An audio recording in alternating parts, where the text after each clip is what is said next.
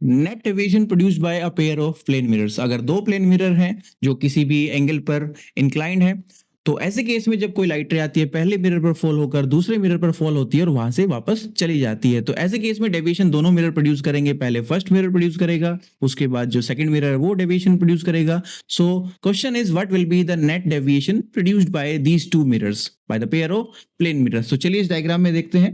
अभी कंसिडरेशन लेते हैं दैट अ लाइट रे comes in this way and falls on first mirror. यहां से वो टकरा कर दूसरे मिरर पर जाती है, कुछ इस तरफ, और फाइनली कुछ इस पाथ पर चली जाती है, मान लेते हैं अभी। तो ऐसे केस में जो फर्स्ट डेविएशन होगा वो यहां से प्रोड्यूस हुआ है, अभी इसका नाम मान लेते हैं डेल्टा 1।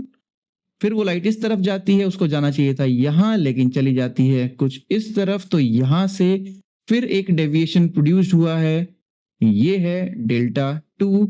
तो नेट डेविएशन होगा, अगर नेट डेविएशन की बात करें डेल्टा, उसको मान लेते हैं डेल्टा 1 प्लस डेल्टा 2।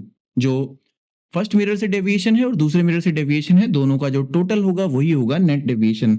अब नेट डेविएशन प्रोड्यूस कितना हुआ उसके लिए कुछ कंसिडरेशन हम मान लेते हैं। जैसे यहां इस तरफ पहले मिरर पर जब लाइट फॉल हुई थी, तो मैं मानता हूं कि ये अल्फा एंगल पे यहां से फॉल हुई थी, तो ये एंगल भी हो जाएगा अल्फा।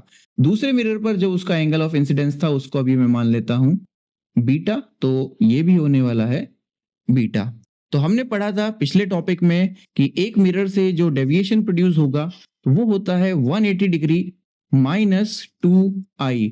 तो पहले मिरर के लिए एंगल ऑफ इंसिडेंस आई लिया हुआ है अल्फा, तो मैं यहां पर लिख दूंगा 2 अल्फा, प्लस दूसरे मिरर के लिए जो डेविएशन होगा वो भी होगा 180 डिग्री माइनस 2i, लेकिन दूसरे मिरर के लिए जो एंगल ऑफ इंसिडेंस है वो है यहाँ बीटा।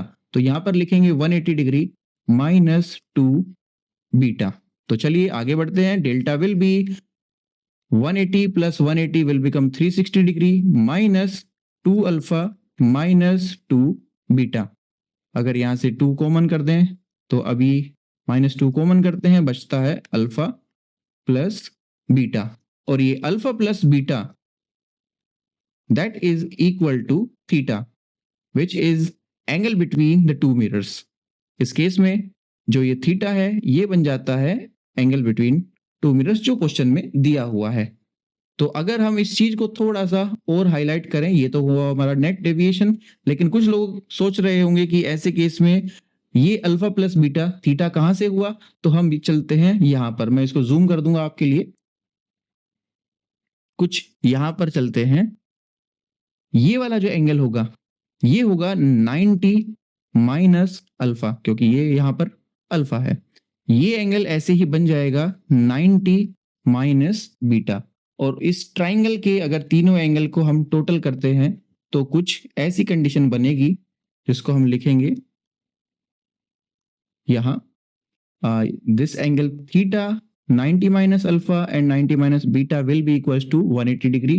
तो चलिए theta plus 90 minus beta plus 90 minus alpha will be equals to 180 degree.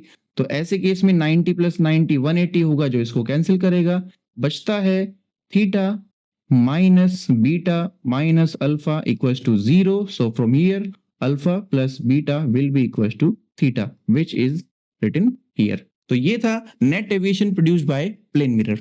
Thank you.